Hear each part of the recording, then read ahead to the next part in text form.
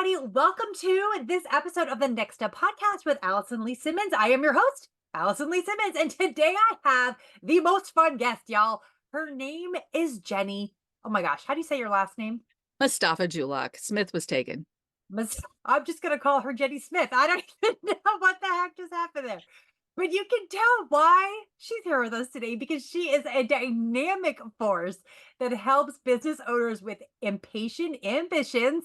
Hello, who've tasted success and are ready for so much more. In a world that is obsessed with hustle, she and Meredyth, her partner, are teaching that it's not about cramming more tasks into your day. It's about zeroing in on the ones that genuinely matter to you most. Beyond her innovative productivity strategies, Jennie is passionate about what she calls sending the elevator back down. And that is all about sharing her hard-earned wisdom to accelerate your journey.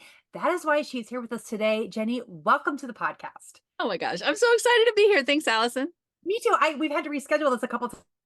I'm so glad we're making it happen. Y'all, for those of you not watching, we are both in RVs. And RV life and podcasting don't make things easy for anybody. This is not, y'all, we're making it happen today. But anyway, okay, so Jennie, first of all, I just want to tell everyone where I met you. So we met in a networking event that we call We Meet Wednesdays.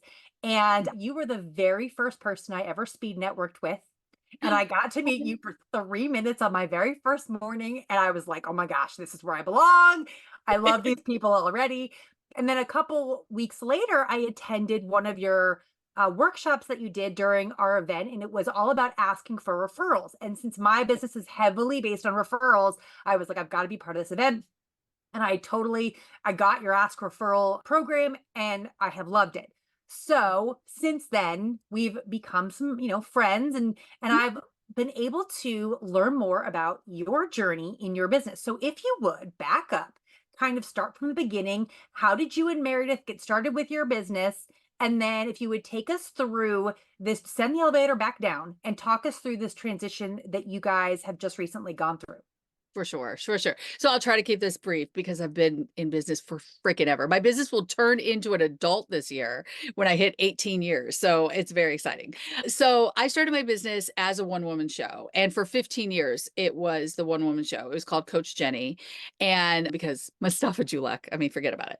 So it was Coach Jennie for 15 years as a one-woman force to be reckoned with, right? And my work it's kind of evolved with me. I'm really glad that I branded myself around a human and not around an idea so that I could keep the evolution going. But in 2021, my amazing wife and business partner decided to leave her day job and become my full-time business partner. And I was like, this is so exciting. That's great. But we started it thinking, okay, the way we'll get this going is I'm still the face of the company, Coach Jennie, and Meredyth will be the CEO of Coach Jennie and support me in kind of growing that business and that vision that we already had.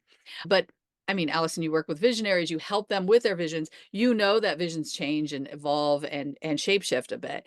And as we got started, what we were realizing is our current list of clients were really enjoying having both of us in their corner because we bring very different skill sets and different pieces. I'm like the extroverted coachy side of the business. She's the introverted systems brainiac side of the business. So we've been saying I'm the talent, she's the brains. So we said, why don't we just shift into that? And at the same time, we had moved into the full-time RV life and really exciting. And it's wonderful. We realized it wasn't terribly compatible with all of our work being 90-minute coaching sessions on Zoom. I think I shared with you that we took a trip up and down the West Coast and could not stop in Yosemite because we wouldn't have solid Wi-Fi and I had too many coaching sessions. So back in September, we decided to transition completely from the Coach Jennie brand, the one-woman show, to the two-woman show of Jennie and Meredyth. And the focus is to make sure that we are helping people do more of what matters to them so that they can make it happen and get further faster. But then the other side of our business, which is what we're talking about today, is how we're making things happen, how we're doing more of what matters to us. And so in that transition, we've decided to shift away from high ticket coaching and shift into low ticket focus is, and having a growing list of different products and programs that you can buy from $10 to $200 to $500 so that we can help more people do more of what matters to them. So it's really exciting. There's so much more we can go into, but that's kind of the quick and dirty overview, if you will, of what we were trying to do. Yes, and I absolutely love this because that's the idea, right? We all start somewhere, we experience success, and then we hit a plateau in some way, whether it's a revenue plateau or it's an energy plateau or it's a time plateau. We all get to a point where we can't actually grow by doing what we're currently doing, and we have to make some decisions. What do we let go of?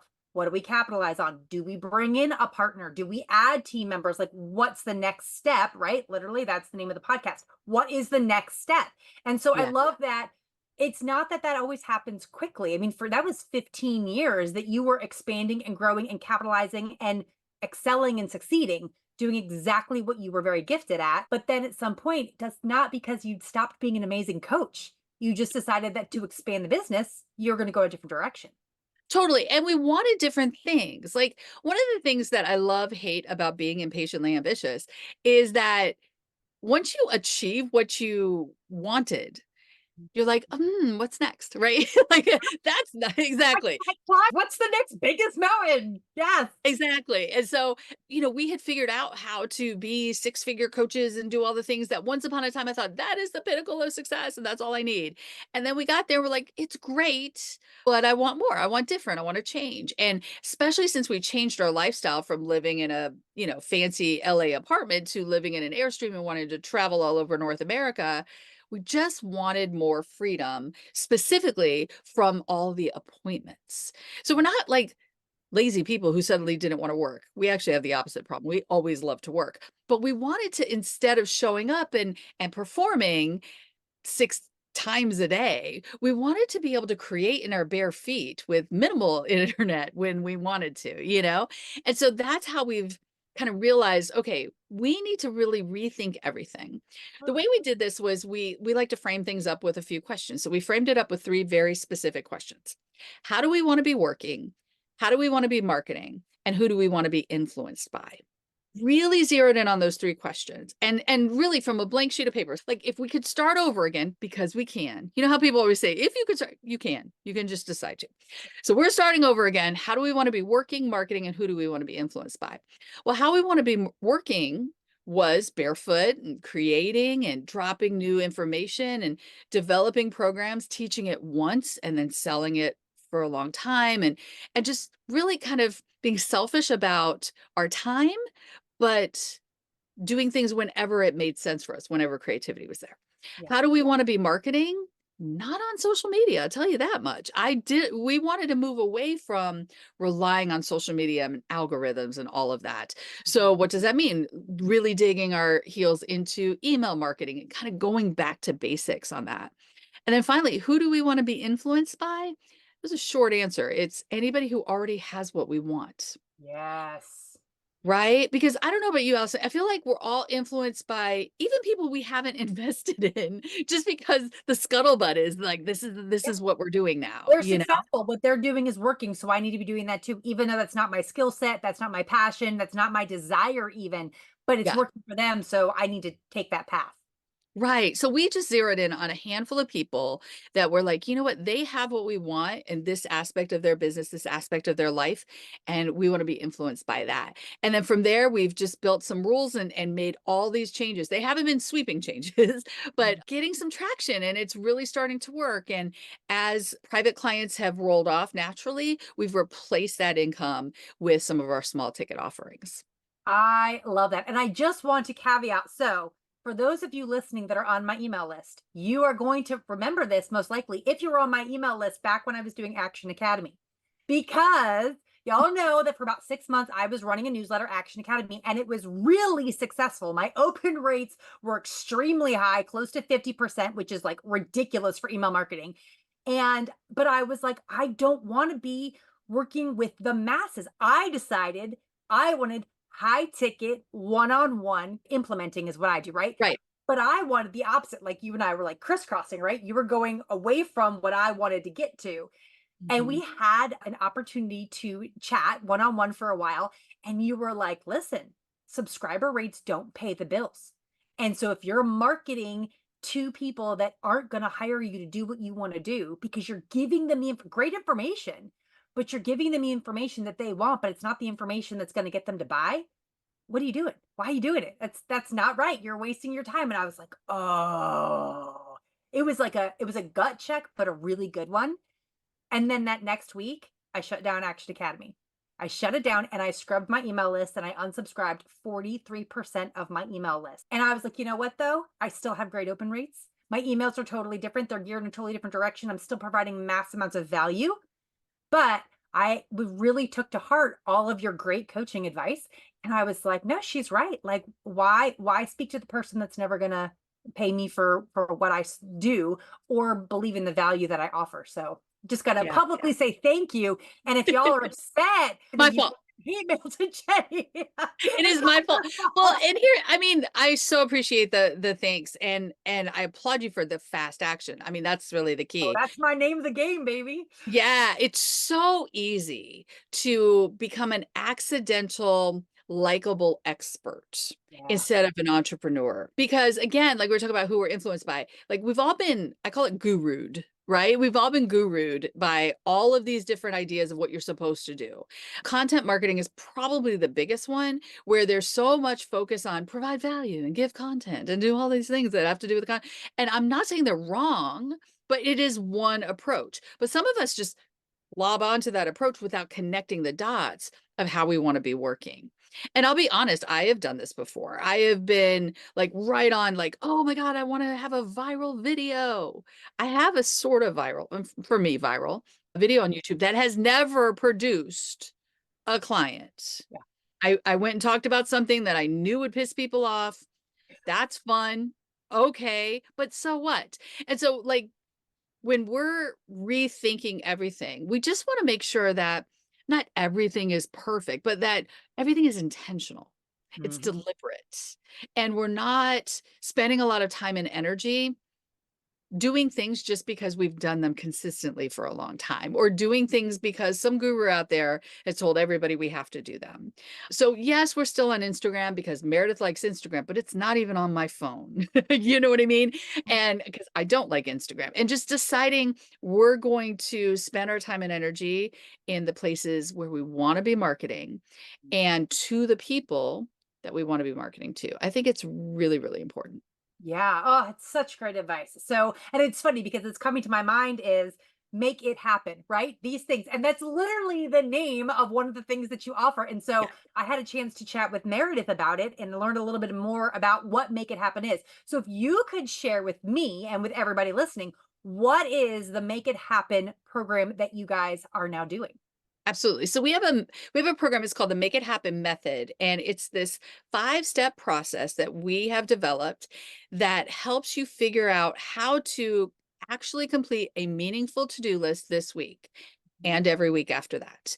So the Make It Happen method is our process for helping you take an hour out of a week to make the other 167 hours count, Mhm. and making sure that you're setting yourself up for success. Most of us are working from a to-do list that's the size of a CVS receipt, right? Um, Or or a kind. Costco receipt. Yes, you know it, right? So you cross something off and you write down 6 more things. And we're always working from this like wish list of things we would accomplish if we could, I don't know, bend time and become better people, instead of a realistic, powerful list of things, not just things that we want to make happen. I'm sure everybody's got to include taxes and, the vet appointments and those things too. But including things that you want to make happen. I've seen so many people I've worked with over the years, like bust their butts trying to do so many different things, but they still haven't written that book that they've been thinking about for 10 years. But they Mhm. still haven't done those things that just are very important to them. And just making sure that has some space in their week to week is powerful. So the Make It Happen method is all about that. And we're incredibly proud of it because most productivity out there is just a get crap done, kind of thing. And then you're with a pile of crap. Who wants that? I'm trying to be very G rated here, but I want you to feel like accomplished at the end of the week and also be able to see, look, I did all that. So because I did that, here's what's possible for me next. Yeah. And you've made progress, not just that I did all of it but I have to redo it next week. I think that's the biggest thing that I see people struggling with is that their to-do list that they're constantly getting done is repeated tasks. So their to-do list never actually goes away because even if they complete it on Monday morning, it's the same freaking to-do list that they have to do again. And Yeah. they're not really making anything happen, right? And so I've heard really good things about this from other people that they're just like, oh my gosh, in this 1 hour, I can't even tell you. And as I was talking to Meredith about this, we were talking about, I was sharing with her some of the pain points that I know people have because I am a make it happen kind of person, right? Take action, let's strategic, and then let's actually do the thing. And I know that a lot of people are like, well, I can't show up to this power hour or this workshop unless I know what I want to work on, unless I have an idea. And Meredith was like, that's not it. You're supposed to show up not knowing, and then we help you figure it out. That's the whole point of the hour. And Exactly. so if you could say one thing to that entrepreneur who has this, like you said, the Costco, the length, we spent $700 at Costco last night. I can't even Oh tell. my gosh. But anyway, that Costco length list and feels like they will be embarrassed to show up and be a part of your Make It Happen workshop, what would you say to them? Oh my gosh. No. First of all, you're in good company. I don't know if you heard, we work with people who have impatient ambition. So everybody has a list like that. And we're not going to make you throw away your list or ignore your list. In fact, I'm going to give you a little teaser. One of the steps of this is to actually build 3 lists: your now, your next, and your later list. Your now list is the list of things you're going to accomplish this week. And we get really, really clear and focus on that now list very specifically. Your next list is the stuff that's not getting your attention this week, but is the next 2 to 3-ish weeks, Mhm. is that's coming up, right? And so having things on that next list, kind of knowing that that's what's on deck for you is really powerful. And then your later list is everything else. There is magic in just deciding and spending a few minutes. We literally spend 5 minutes a week discerning what's going on the now, next, and later. And then there's more steps to that, right? But we take those 5 minutes to spread it out. And then as we move into the next step, I say, okay, take your next and later list and ignore them for 1 week. They're Mm, safe, they're captured. 1 week from now, you get to decide which of those things are moving. It is so powerful to, instead of holding all of those things in your head or yeah. looking at all those things all the time of like, oh my God, I also have to, I don't want to forget, I got to do the blah, blah, blah, to just be able to zero in and focus on, this is what I said are my priorities. And I want to be clear, that doesn't mean they're more important than the later list. In fact, sometimes the most important thing is on the later or the next list, not on the now list, Mhm. because that's a very 20th century way of prioritizing based on importance and urgency and whatever. Right. Everything on your list is important or it wouldn't be on your freaking list. What Right. we're saying is we're prioritizing based on when you're going to actually do it. Yeah. And that shift is going to give you so much more confidence. And the weight that comes off your shoulders, and I'm laughing because we had our taxes done in January because I'm a Nice. math geek. And to me, bookkeeping all year long is like my happy place, right? I enjoy Oh, bookkeeping. It is not yeah. a problem. December 31st hits, and I'm like, I got this. I file, we get a refund, we're done. And then there are people today that are freaking out over their taxes because what was on their later list now is on their, right now Now list. let's, I yeah. kind of chuckle because I'm like, but for me, it was on my now list in January because it was easy. I think that sometimes we think that just because it's on someone else's now list, it can't be on our later, or vice versa. Just because everyone else is waiting until April 15th to turn in their taxes, I shouldn't be working. It's not important. I shouldn't work on them in January. Well, but why not? That's what Well, I and love. that's the thing, we make it really clear, we're not making decisions for you. We, Yeah. not even if you beg, we won't tell you when you need to do the thing. You have to make all those decisions. But what's so lovely about this, it is a bit of a practice, but with some practice, you start to realize, you know what? I feel really good at the beginning of this week, uh, as I'm looking at all that I accomplished. So when I'm picking out what I'm going to accomplish next week, it gets easier and easier to select what those things are and to Yeah. know what makes sense. But the other thing is not all weeks are created equal.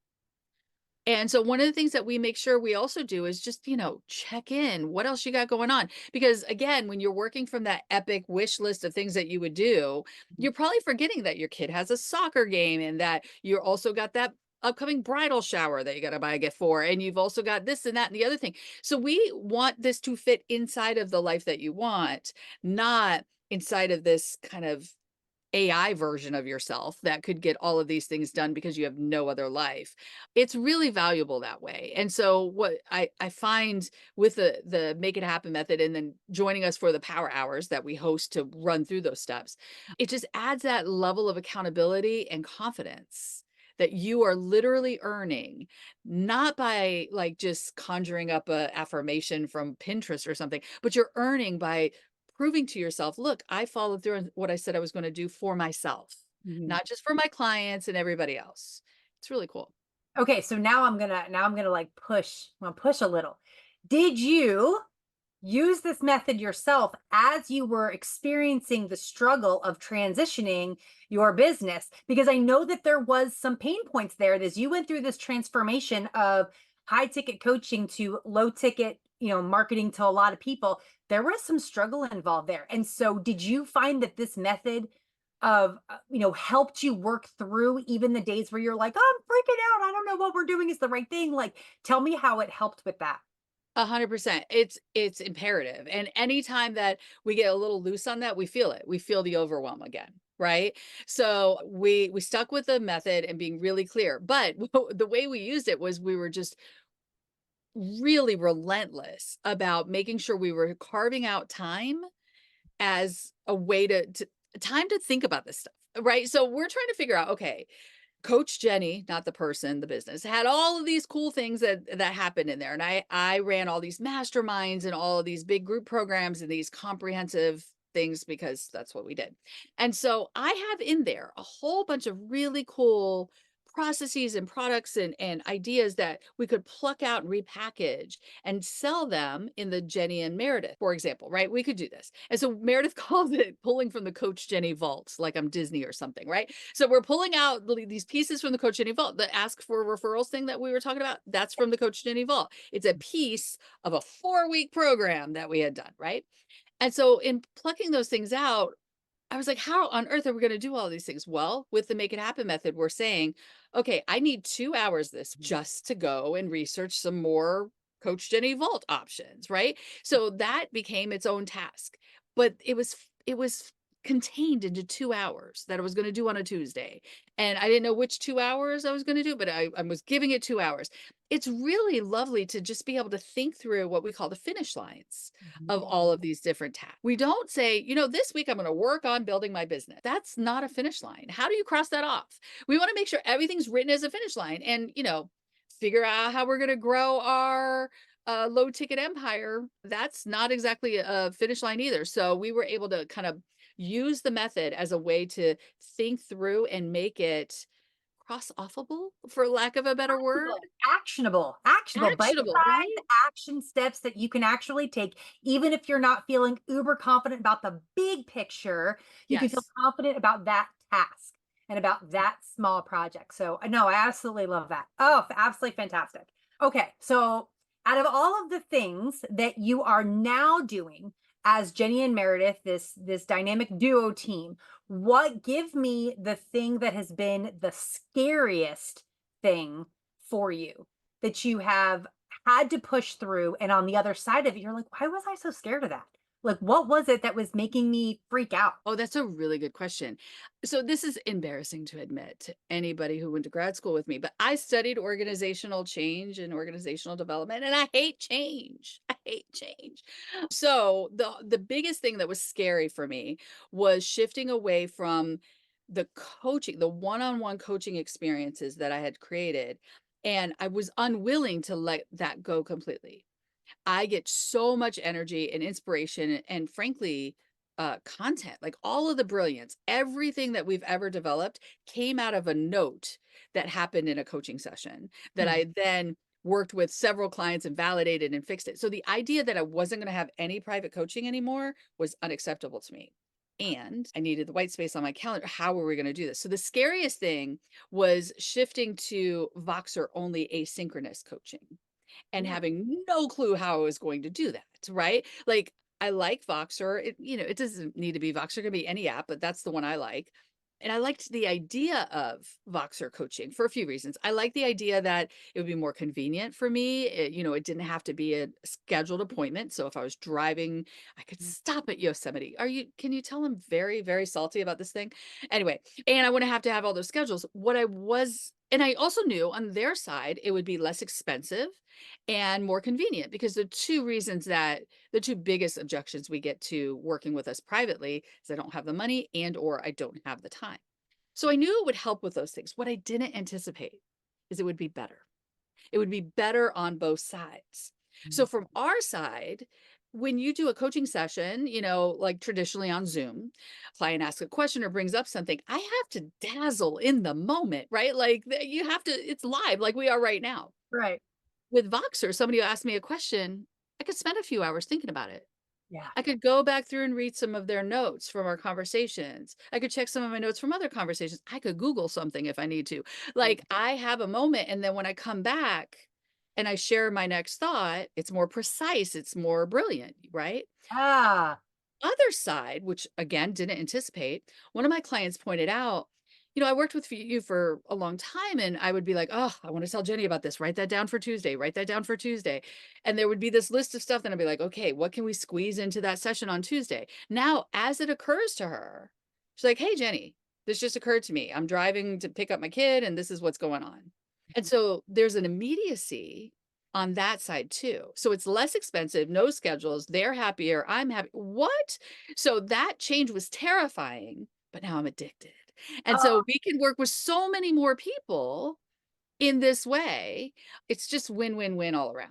oh my gosh. I totally love that. It was an opportunity that you could have not done it. You could have stayed in your comfort zone, Mhm. knowing that you're brilliant at what you were doing and it was working, but it wasn't at the same time. And so you came up with something new. Oh, I love it. Yeah, well, and because the other way, I could probably take on 2 more clients tops with kind of my level of commitments, and that would stretch me pretty far, and it would slow down my email marketing, and I don't really want to, but I could in the traditional Zoom coaching space. But I could take on, like, 15 more clients if I work with them over here, and so even though they're paying a fraction of it, that Mhm. money also adds up to more.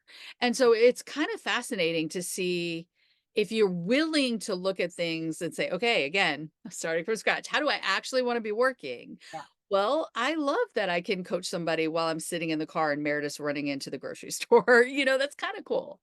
Yeah. Oh my gosh, that's so great. Okay. So as we finish up here, I want to do two things. I want you to first, you're going to leave everybody with a final moment of wisdom from Jenny Smith. Just kidding. From you. Last parting words is like if you do nothing else, do this, embrace this. That and then I want you to tell everybody how they can find you, how they can work with you, how they can be a part of your incredible world. Mm. Oh my gosh, that's a really good one. The number one thing is to decide who you're going to listen to. Who do you want to be influenced by? If you're listening to this conversation and going, she's not for me, I get it. I'm an acquired taste. I'm good with it. I totally get it. Most people either love me or hate me. There's very few people that are neutral. You know what I'm saying? I Same. feel it. I feel it. And Enneagram, I like baby. that.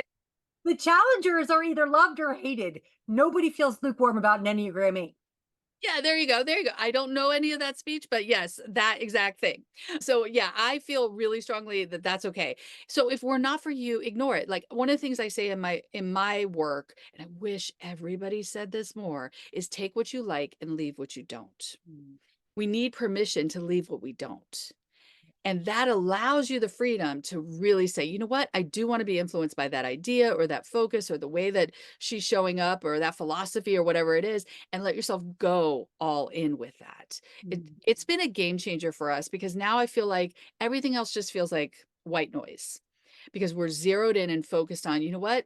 I like that. One of the influences, we just went to a retreat for her because I was like, I want to be influenced by that person. I'm going to go spend some time with her. And I wouldn't have done that before because I was listening to 20 other people.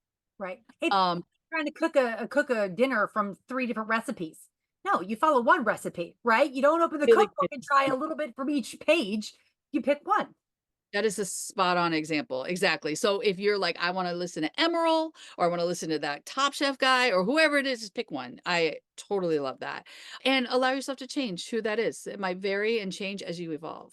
How you can reach out to us. So our names are spelled funny because they are. So it's Jennie, Jennie, and Meredyth, Meredyth.com. That's where you can find everything about us, including our everything page, where we tell you everything that we have to offer free and paid. Awesome. And all of that will be in the show notes, y'all, for links. So you do not have to figure out how to spell that. It's all good. I got you covered. Thank Okay. you. Oh my gosh. Jennie, I'm so glad that we were able to connect on the podcast. I am so thrilled that I have had the chance to not only meet you, but be influenced by you as well. And so, everybody, I want you to go out today and make a plan, take action.